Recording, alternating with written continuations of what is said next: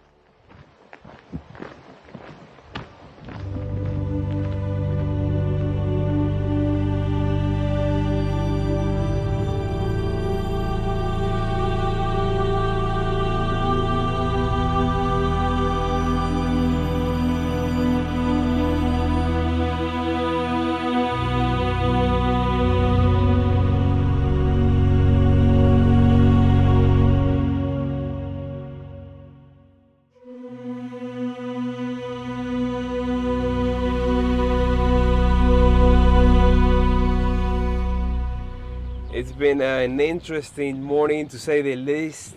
Very flat following the river for about an hour so far up to this church. Saw a couple of water sources along the way by those recreational areas. There's one in here too. The sun already came over the mountains. And what should we talk about today? How about motivation? Why am I doing the Tour de Mont Blanc? Well, as you guys know, I do this for a living. I have to say that again. I do this for a living. I know I'm kind of blessed for that.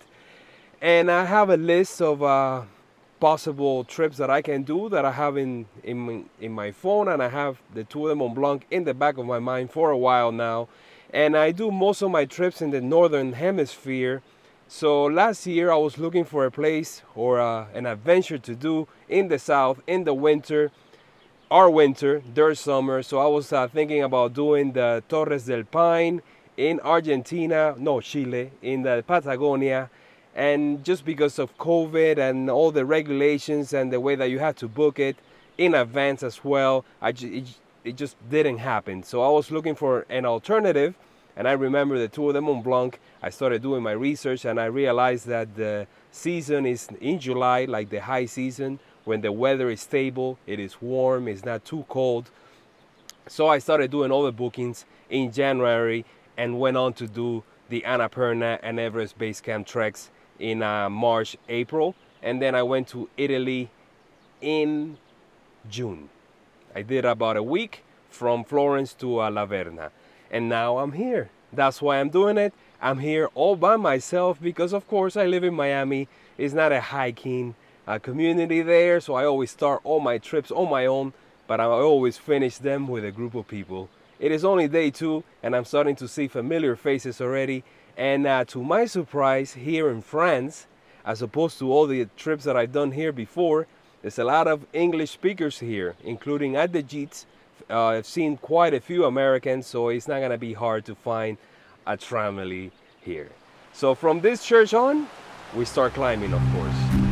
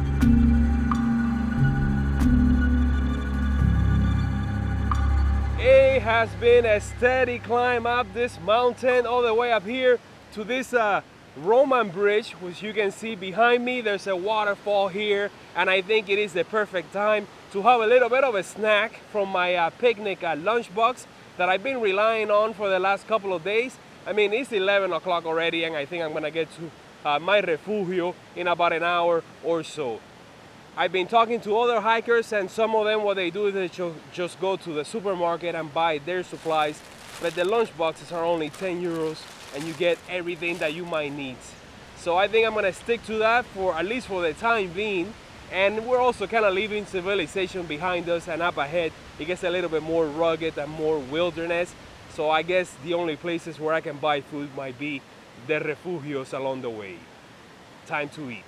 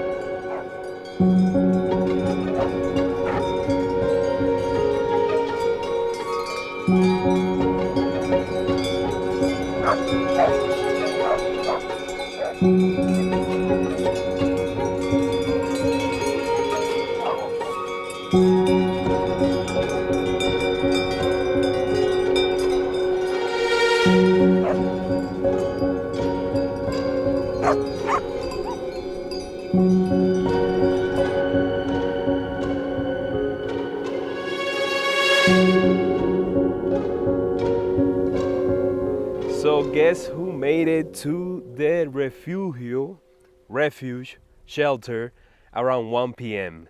This guy, that's right. Settled in really quickly, not before having a beer with a great view. Look at it right there behind me. It's actually like a 360 panorama that I have. Oh my God, this is just gorgeous. So yes, settled it into my room, took a shower, washed all my clothes because they were starting to stink. You know, I only have 3 sets of clothes, 3 shirts, 3 underwear, actually 1 pant, and 3 socks. So right now they're all hanging out by the line. They're getting dried after a thorough wash. And it's funny because there's a shelter back there, and they have like a public bathroom right there with a water source. The French are just incredible when it comes to setting up public bathrooms along the way. So yeah, it's just been a chill afternoon. It is warm. It is, I don't know, windy, so it's not so bad after all. And here in this place, you can see all types of accommodations that I've seen so far. You got a campground over there for the guys that are in a budget. And then at the Refugio, you have 2 choices. You can stay in a bunk bed, kind of like in the Camino de Santiago, or you can have your own private room. Guess which one I have? The private room, that's right. I'm gonna have a mixture of everything. I started with Gites. I'm gonna have private rooms. I'm also gonna have a few bunk beds every now and then. No camping on this one, only on the GR20.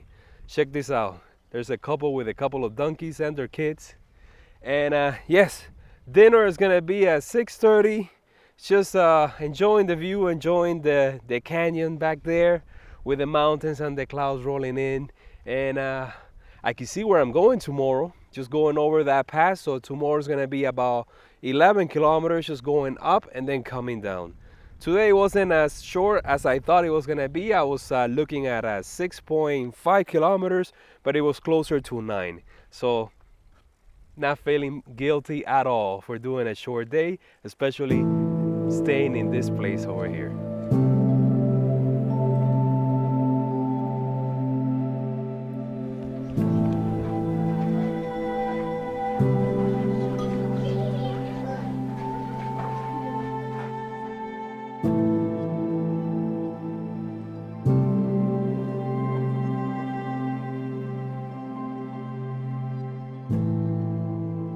So what time do you think the sunsets are here in this place? Well, I think because of the position where we are right now, it was at 7:30 in the afternoon, Just had my dinner outside in the patio with all the other guests or all the other hikers.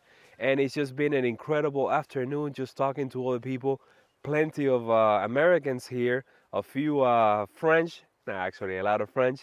And we started off with carrot soup, and then we moved on to a risotto and a sausage, and then we had cheese, of course, we're in France, and tiramisu. The food is incredible, especially up here in a shelter.